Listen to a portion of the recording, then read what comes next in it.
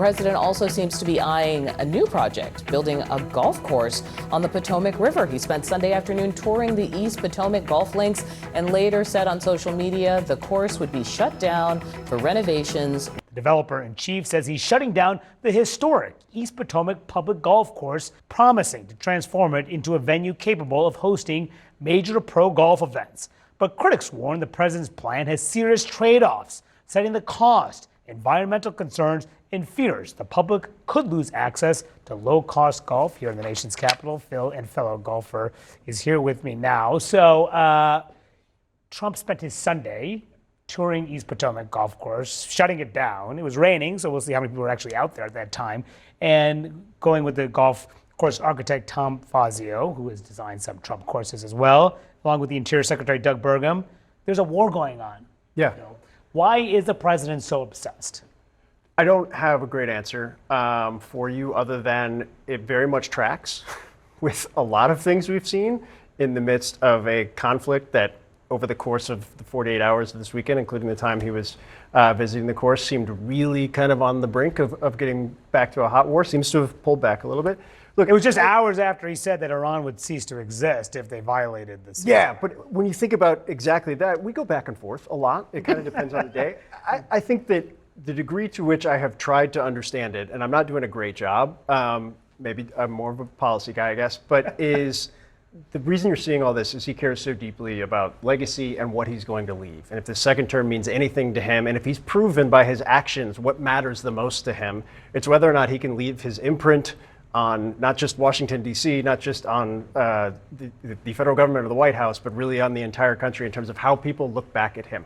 Why he wants it to be an arch or a golf course or a reflecting pool, I don't totally understand, but it is very clear that he is nothing if not consistent on the things that he views most important to him and how he thinks he will be viewed after the fact. Yeah, and Trump has 16 golf courses to his name. There are 5 more on his way. He said in this post yesterday that the course is, quote, dilapidated, worn out, dangerous. It's not dangerous. It's not dangerous. It's not great, but it's not dangerous. In fact, yeah, look, it's a municipal golf course. It's meant to, be available, accessible to golfers of all skill levels. I actually went out I got paid to play golf. I went out in April with Mike McCartan, who is the head of the National Links Trust, which is in charge of the restoring East Potomac and other DC golf courses. And I asked him this very question about whether this could actually host a major championship and how much it would actually cost the taxpayer. There's only about 200 acres of golf course here. Mm-hmm.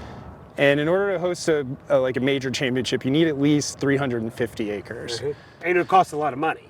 And it would cost an enormous amount of money. You would be building a ton of infrastructure that would be just for a tournament that doesn't really benefit the everyday golfer here. How did you get that assignment? It was a self-assignment. It was a self-assignment. Well, look, I guess unlike you, I have actually never even held a proper golf club in my hands. Mini golf, I'm decent at. But there's a mini golf course there too that potentially could be gone. And it's not great. That one is really troubled. But look, I think going into this year, the president kept saying that he was going to switch to a focus on affordability.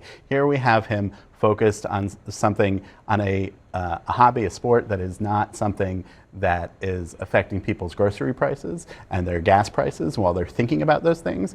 It is a question always of where his attention is, whether it's on Iran or on that. But when it comes to the question of taxpayer money or just money overall that's being spent, what message is he trying to tell the American people here? And he said it would cost an enormous amount of money. That's what Mike McCartan told me. Just look at all the different things that have costed taxpayers or potentially could cost taxpayers with all these Trump makeovers. He has said that some of this will be provided with public money, but it's not clear how much will actually be private versus public, and the taxpayers could be footing the bill. And there have been reports of things that he said, that's going to be privately funded, comes back to be taxpayer funded. It's already been proven true.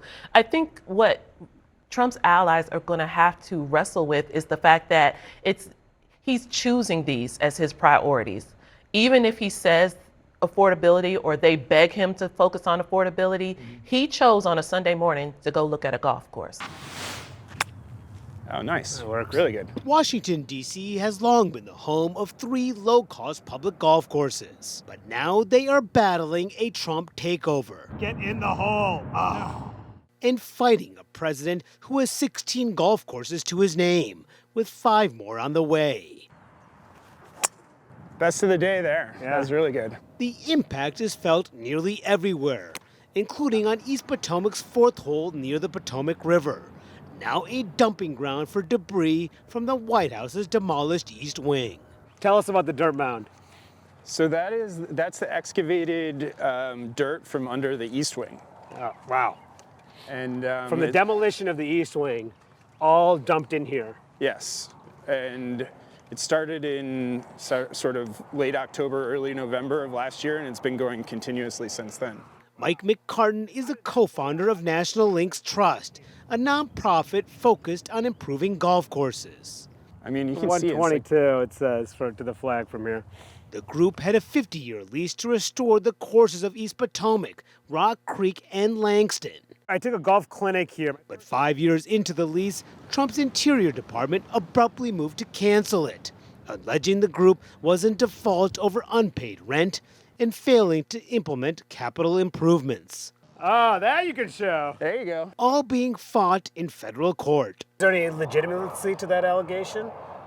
We dispute absolutely everything associated with it. Trump told the Wall Street Journal he would renovate the courses, quote, beautifully. The paper reported the president hopes to have a professional golf tournament in the D.C. area in the years ahead.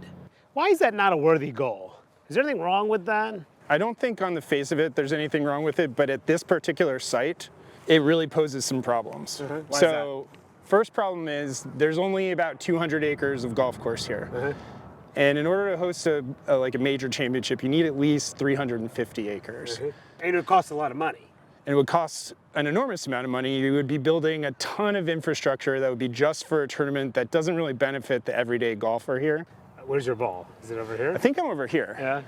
Renovations at the course have also come to a halt. So we've spent $11 million on our improvement projects across the 3 golf courses. It's all wasted. We stopped projects in progress that if we are able to restart, it's going to cost us more money than it would have if we had just kept going. But Interior Secretary Doug Burgum said East Potomac is in a state of, quote, total disrepair. What do you say to that?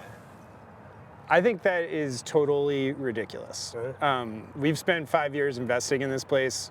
He doesn't know what it looked like before we took it over, how much work we put into it to get it to this point, and how far we can take it in the future. And calling something that's in progress in total disrepair is kind of an insult to all of the work we've done and the direction it's going. Amid the Trump feud, retaining employees has been the biggest challenge. But McCartan's biggest fear, losing affordable golf in the nation's capital. Oh! These are the gateways to golf for people. This is where I learned to play as a kid.